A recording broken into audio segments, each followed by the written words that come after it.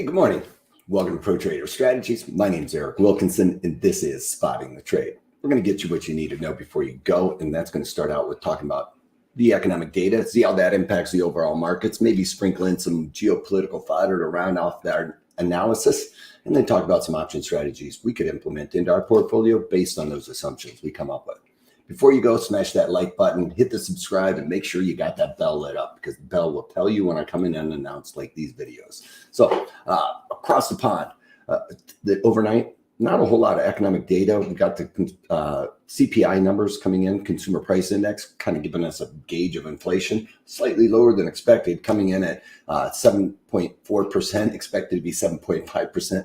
Funny that we're talking about those numbers coming in lower than expected. Those are still pretty elevated numbers for inflation. And we also saw the core CPI, which is stripping out food and energy. That comes in at 2.9%, expected to be 3%. So again, lower than expected, but still these are elevated levels that we are expecting here. Another thing we are looking at yesterday was the beige book. I told you that this is the number that the Fed gets, or the book that the Fed gets before they give their statements or make their decision on interest rate moves. And it's called the Blue Book. It comes out about a week and a half or 2 weeks from now, right before the meeting. They get that, they can disseminate it and then make their decisions. One of the things I like about that book is it's just a fresher of what we're already seeing. So maybe a couple of weeks, not going to make a big difference. So something we need to look at. And folks, we're seeing that manufacturers and folks in business are saying, they don't think transitory inflation is here. They think that inflation is here to stay, is what it's looking like. And we've been talking about that. As soon as you start seeing wage inflation and seeing price of goods going higher, like metals, that because of the massive demand we're seeing for metals such as aluminum, copper, that are going into EVs and just about everything right now, that is what is driving inflation. I think EVs are one of those aspects that are really driving inflation right now because of the use of all of the metals that goes into these batteries. Having said that, one of the things we did see overnight was one of these tech companies, Tesla, if you will, coming out with their earnings. Now they're a car manufacturing and a tech company, really. Well, the tech aspect of Tesla really coming out. As a matter of fact, while I'm talking about it, I'll just pull up the chart here because Tesla is expected to be coming out with opening about $10 higher here. You can see if you on the chart here, it's predicting about a $10 move higher here in Tesla on the earnings call. Now, the thing with Tesla is, and there's a big chip shortage, right? Well, you would think that that would impact Tesla a little bit as well, as it is the major manufacturer of cars here in the United States. They're waiting for their specific chips that are already somewhat programmed.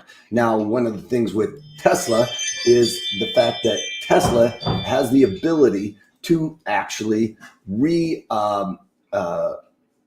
configure or redesign these chips to actually fit in their cars. So it's unlike Ford, where they're looking for a specific chip that goes into the vehicle for that specific vehicle, whereas Tesla can take chips from other places and reprogram those to put into their cars. One of the things that we're seeing there, and I never thought I'd really see this, was Tesla's especially in a time right now where we're seeing these prices of raw goods going through the roof. Tesla is its top line margins, bottom line margins, just about everything they talked about was good. Now, I have always been a person that has been kind of anti Tesla, just because I think that the forward multiples on it and everything else are just a little bit over the top. But the fact of the matter is in a time like this where most companies are seeing margin compression, which is extremely painful,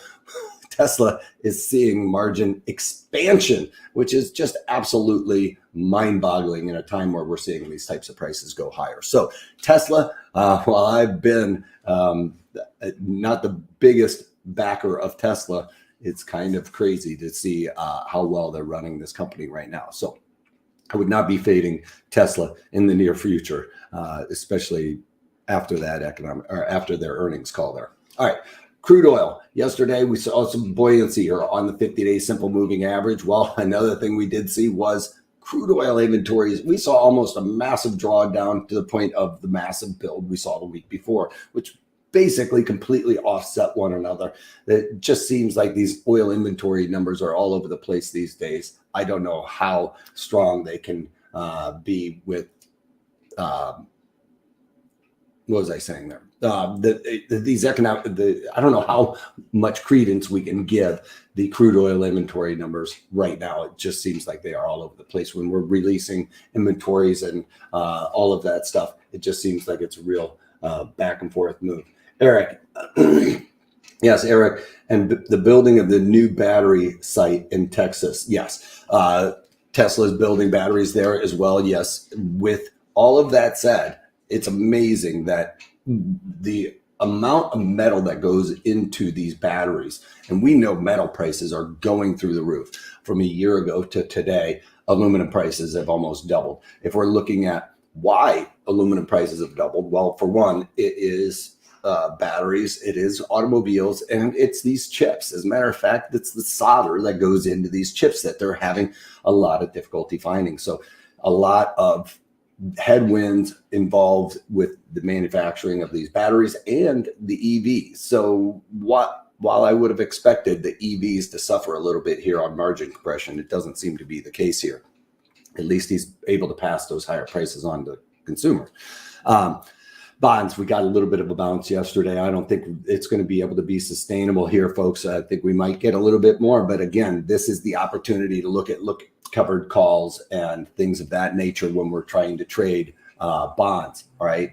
If they get a pop, yeah, you can't hedge perfectly your GMO or your revenue bond or anything like that, your municipal bonds, maybe even your government treasuries. But the fact of the matter is that there's a lot of products out there that we can use to hedge those interest rates against our portfolio. It's not a direct correlation. It's not like you're going to get your bond pulled away from you or called away, but we would be able to try to just lower overall cost basis on that. As these prices of bonds are free falling, we want to see our price or our value in our portfolio to remain, right? Nobody likes to see that value go down. Well, that's what's going to happen here in the bonds with the price going down. It's going to look like your portfolio is losing value, which it is. And this is a way to counteract that. So please check those out. Bonds, though, not a whole lot of love for me right now. Gold continuing to trudge along this upward momentum here. Inflation is here. I think gold is going to continue to show strength there. So risk still to the upside in gold. Risk is to the downside in bonds. Crude oil, risk is to the upside, although I'd love to say that the risk was to the downside there. Bitcoin, it's really just got to get a directional move here in order to come up with anything.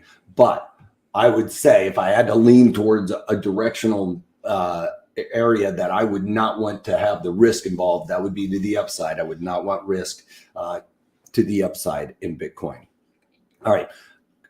Dow Jones Industrial Average, these things are all kind of playing out exactly how we talked about. Major fund managers are actually even talking about this on CNBC now, probably because they've done their rotation and now they feel free to talk about it. So they front ran their own chat here. But again, folks, today are all talking about the shift to more blue chips where they have not as strong a multiple as some of these other high flyer tech names, but those high flyer fangs and stuff like that are not the ones that folks are really looking for to add to their portfolio right now. It is going to be some of these value stocks that have not had that kind of run. And I think that the Dow Jones is one of those places to see that. NASDAQ obviously not getting the rebound. Why? Because it had the biggest upside move. And now folks are worried about some of these high flyer techs. Now, Tesla could be dragging up the broader end of the curve, though, with that said,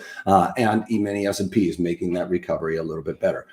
All of that is happening around these points of controls where the most time the volume's been spent. So while we do feel like we're getting some gains here, we are still very close to the point of control. So that is a very weak rally. It's just a lack of participation and a lack of volume with the follow through here, because when we're not transacting, it's going to float a little bit.